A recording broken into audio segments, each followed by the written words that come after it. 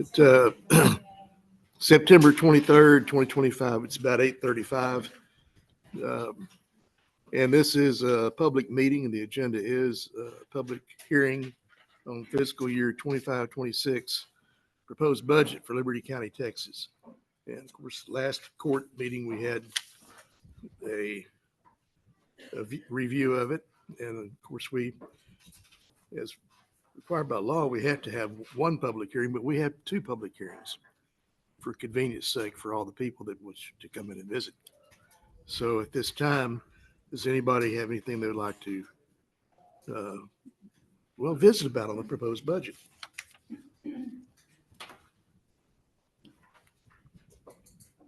So I don't know if right now is the time, but I certainly had a fair amount of comments and questions. When you're representing a precinct along with the county, there is you get a lot of phone calls from the community, right? And when I get those phone calls, you can kind of break them down, and then we have a form that says that you want to speak to the commissioner, and about a third of the people do want to speak, and usually they're the ones who have their hair on fire. Not every time, but they're pretty excited, and in the 8 months that I've been in this office, I get a lot of phone calls, and they can be. So I've got a number one, and I got a 1A. A number one is the roads, and 1A is drainage. Those two tie. They make up, I would guess, about 80% of the calls. And then mowing is in there, and mosquitoes, and illegal dumping, and I'll tell you, the one that surprised me is neighbors not behaving. I don't know why the precinct office gets those calls, but we do, and we try to resolve. It's amazing what people will do to one another. I'm kind of in shock about that.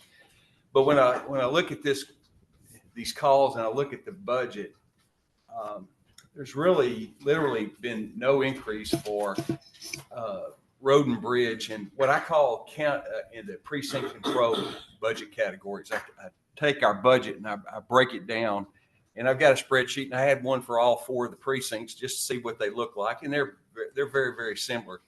But I do also know that the differences could be at some point you guys looked at adjusted to the precinct lines on the 2020 census. I don't know what year you did that, but I'm guessing it was either 21 or 22 or thereafter.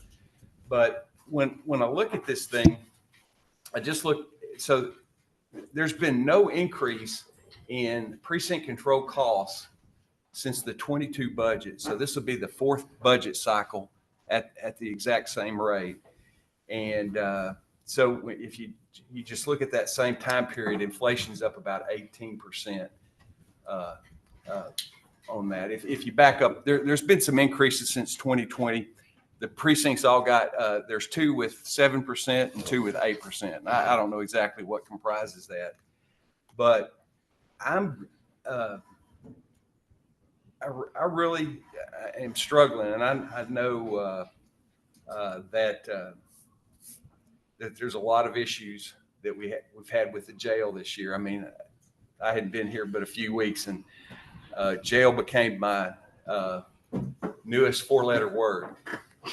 And so you can just substitute it for anything now to talk about that. But and also we're looking at the growth that's right at our doorstep, and it's happening.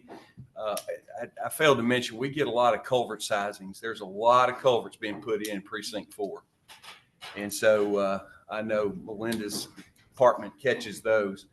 But it's going to be very, very difficult, if impossible, to support a budget that doesn't take any of that into account, because I got a couple of people that call in, and two of them, it's ironically, they came up with the same line. So they said, Gerald, what you're telling me is there's no hope.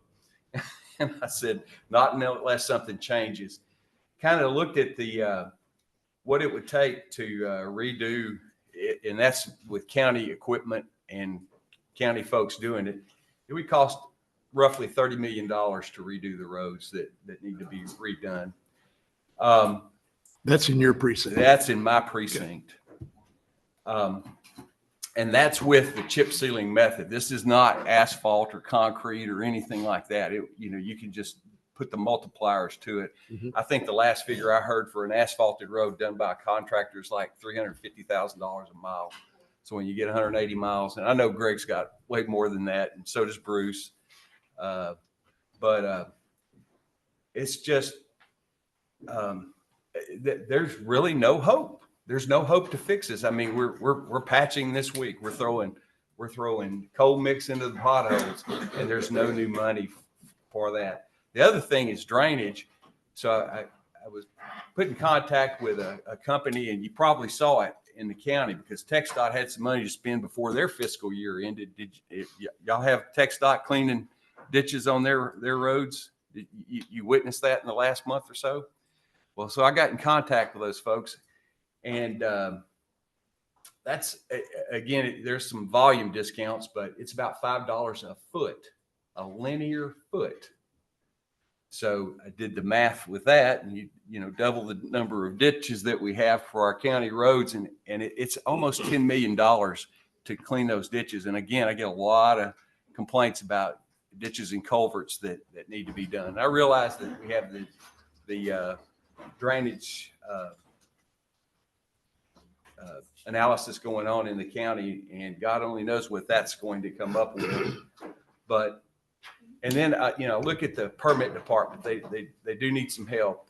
The permit / old engineering department. We gotta support them, and some of the things that we need there, are more boots on the ground, and we also need some code enforcement because it's almost impossible for any of us to enforce anything. When we observe it, we had a neighbor up in Carter Loop filled their ditches in. They're still filled in. I know Officer Bowers gave them notification, but we've been lucky. We've been blessed. We hadn't had a big heavy rain that we could flood their other neighbors. Why people do what they do, I just don't know.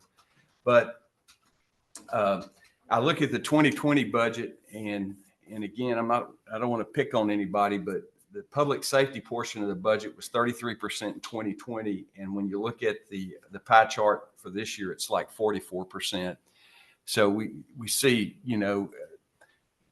so if they're growing from a percentage of the budget, then the rest of the services are shrinking. It's the only way it can work. And that's what's happening, and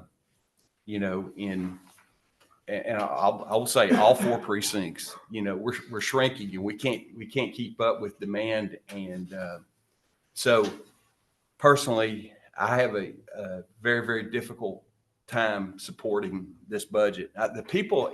So the county employees in this time, you can look at the percentages, so you flip. You just look at the precinct budget. The precinct budgets are up because it's people driven, right? There's 23 people that comprise precinct 4, and there's similar numbers in the rest of the precincts, 1 or 2 up or down. But I think we've done a pretty fair job keeping the salaries, wages, and benefits going in the right direction to support these folks that do this work for us. But we're giving them less to work with. And so if we're giving them less to work with, they can't do what that needs to be done. So that's my take on the budget as it is. And then we have a proposed tax rate increase that's coming after this public hearing. And so it's just going to be very, very difficult for me going forward to be in support of that. Yeah. Anybody else?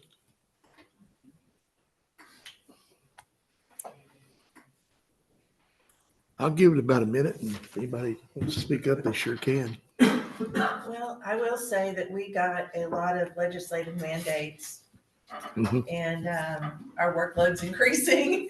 And obviously the legislature's not funding any of that. So it's going to make this budget and stretching the dollar a real challenge. But what can you do? You know, they tell you got to do X, Y, Z, and you've got to find a way and do X, Y, Z. I've never seen anything like this semester, this legislature, especially with regards to elections. I had a meeting all last week, Delia and I did with the clerks, and they were just a room full of dismay, tears even.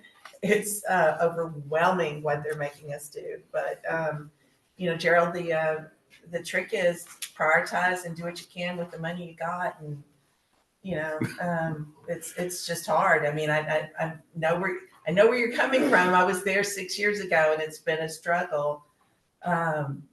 But we too, when we've got like huge legislative mandates that we've got to perform, you know, and luckily I have a way to bring in some income that gives me, you know, some room to play a little bit. But that's the tricky part about this job is we got to learn to stretch the dollar. So I feel your pain. Besides setting up a lemonade stand on 605, I don't know what we can do to because the traffic has increased exponentially since Waco Street closing. We can literally see those roads deteriorating before our eyes. How many miles is that road? Oh, I'm not sure. It's probably 4 or 5, but the part that's getting used the most is probably only like a 2-mile section of it because they're cutting over from 90 and trying to get to 1960 and vice versa. So it's you know, it's and again, since I've been here, I've had 2 18-wheelers flipped over because those roads are narrow and they're using them. Here a couple of weeks ago, I know Captain Knox is on this call. I called or I contacted Sheriff Rader, and they sent out they sent some guys, and they had one heck of a field day. But it's just incredible what's happening right now, and it's happening to the road. I mean, they're breaking down. It's not a sustainable model if we can't get any additional funds to redo these roads. Are we going to have any grant money that we can tap into? We're looking for it. Looking for it. Well, I feel for everybody because it's going to be a challenging year. Money. Oh, it is. There's no doubt.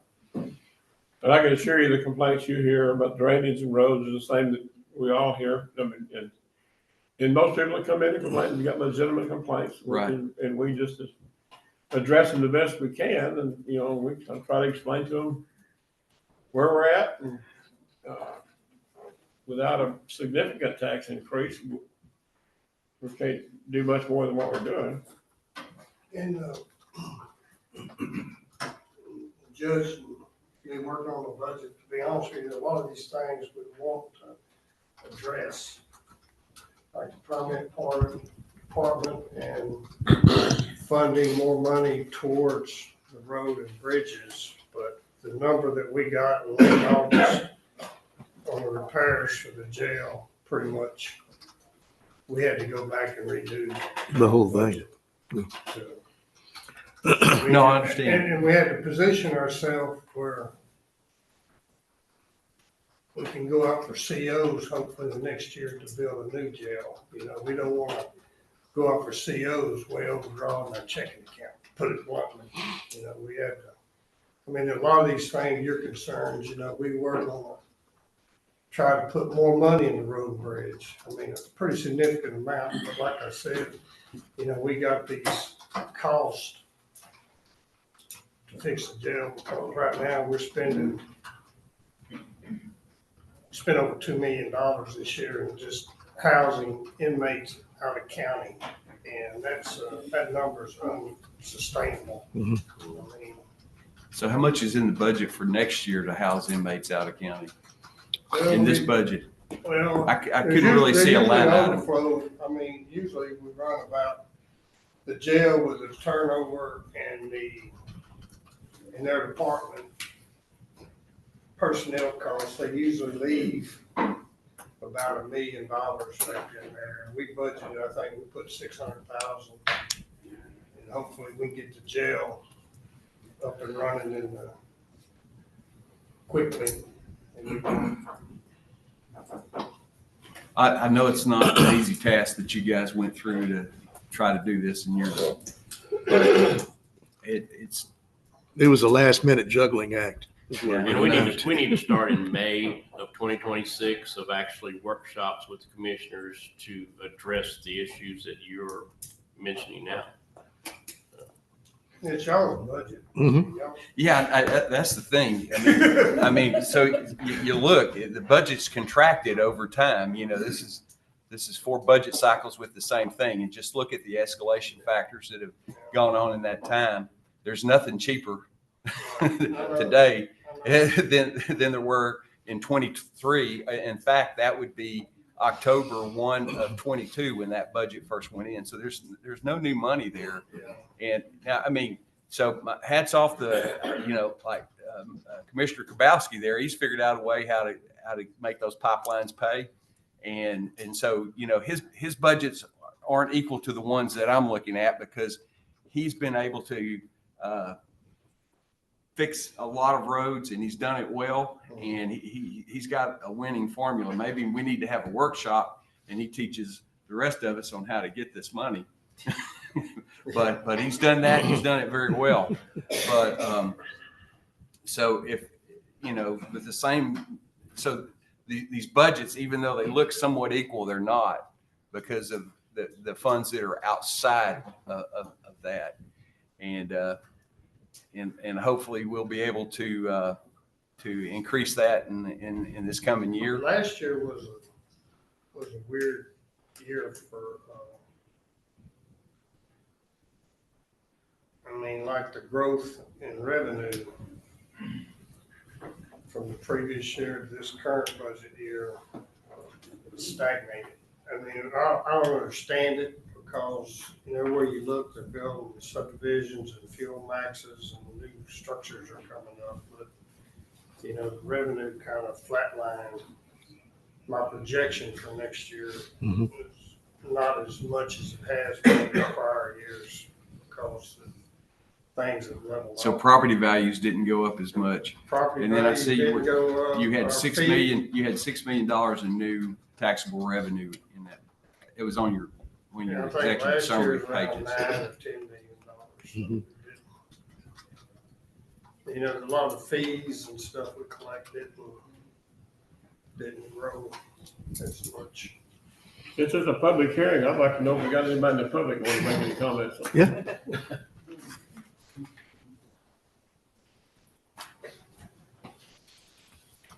I pretty well spoke my piece about it last meeting.